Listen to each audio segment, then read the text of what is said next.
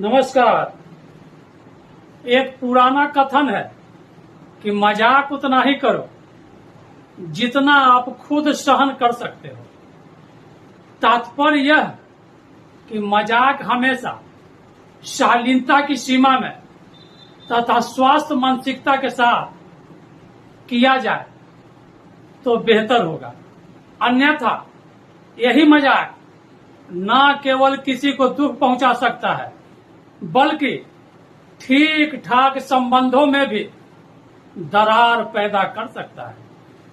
वो कहते हैं ना कि मजाक और पैसा बहुत सोच समझ कर उड़ाना चाहिए।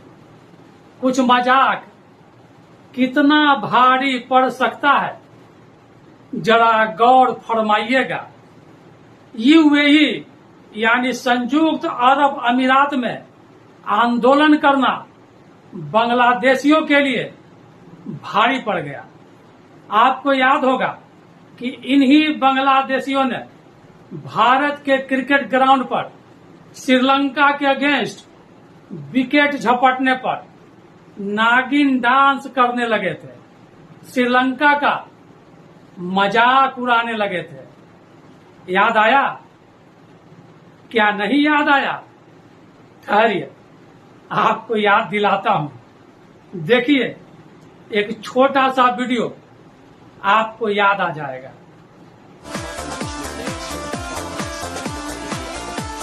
পুরো ম্যাচে দাঁতে দাঁত চেপে রাখা বাংলাদেশ তখন একই নাচে উন্মাতাল, যেন ফেলে আসা দুঃসময়কে এক একটা ছোবল দিচ্ছিলেন ক্রিকেটাররা। জহির সাগর, চ্যানেল 24। इन लोगों ने संयुक्त अरब अमीरात को भी भारत जैसा डेमोक्रेटिक कंट्री समझ लिया। उन्हें शायद नहीं पता था कि वहां शेखों का शासन चलता है। उन्हें लगता है कि किसी शख्स से गलती हुई तो वे सीधे हाथ काटते हैं, गर्दन काटते हैं, आंखें फोड़वा देते हैं, सरेआम गोली मार देते हैं, कोड़ों से पिटवाते हैं। वो भारत नहीं कि घुसपैठ भी करो और सेकुलर पार्टियों के दामाद बन जाओ। यूएई में काम करने गए बांग्लादेशियों ने वहां की सरकार के खिलाफ यानी बांग्लादेश के सरकार के खिलाफ बड़े पैमाने पर विरोध प्रदर्शन करना शुरू कर दिया। बिना सोचे समझे कि यूएई डेमोक्रेटिक कंट्री नहीं है, वहां शेखों का शासन चलता है। इस दौरान बांग्लादेशियों ने वहां की सड़कों पर विशाल जुलूस निकाला। फिर क्या था? यूएई की सरकार ने इस मामले में सख्त कदम उठा लिया। वहां की एक अदालत ने दर्जनों बांग्लादेशियों को अपने ही देश के सरकार के खिलाफ प्रदर्शन करने पर कठोर जेल की सजा सुना दी।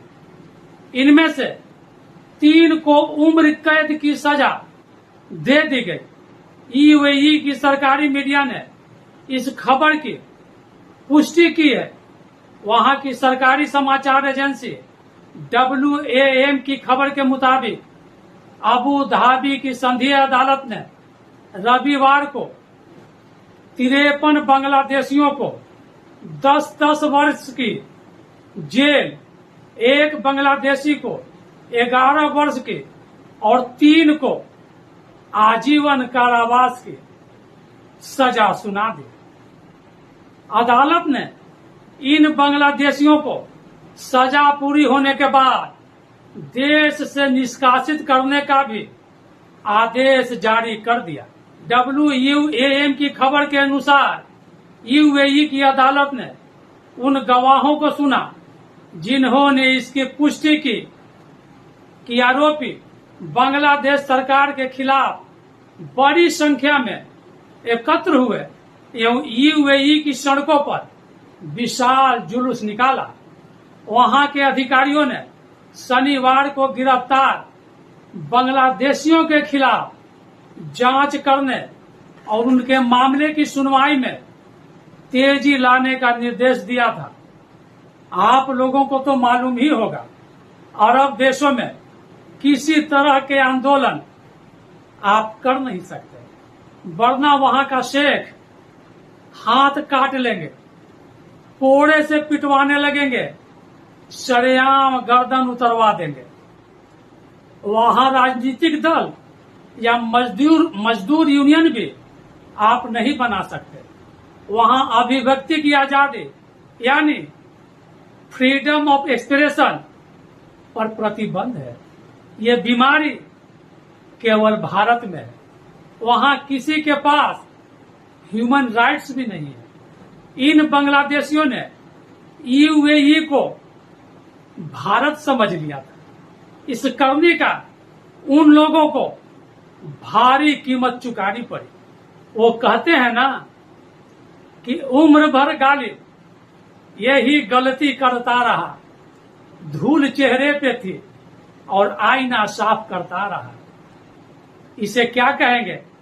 हमास के आतंकवादियों के समर्थन में जैसे भारत समेत पूरे यूरोपीय कंट्री में जिस तरह के आंदोलन किए गए, इन बांग्लादेशियों ने यही गलती अरब देश में कर बैठे। बांग्लादेश की आवाज यूएई में उठाना शुरू कर दिया।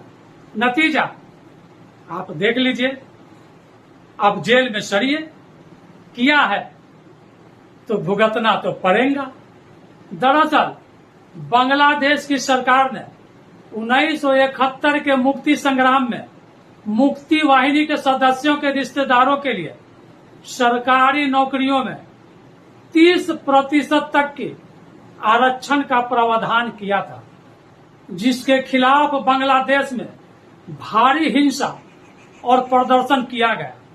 150 से करीब लोग मारे गए और इस आंदोलन में हजारों लोग घायल हो गए। यूएई में काम करने वाले बांग्लादेशियों ने भी अपने ही देश के सरकार के खिलाफ वहां विरोध प्रदर्शन करने की गलती कर दी। भाई, एक बार फिर कहूंगा, किए हो तो भुगतना तो पड़ेगा।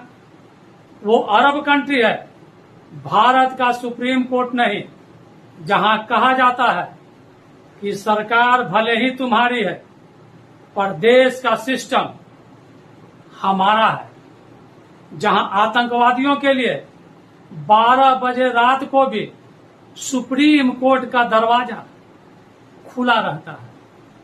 नमस्कार।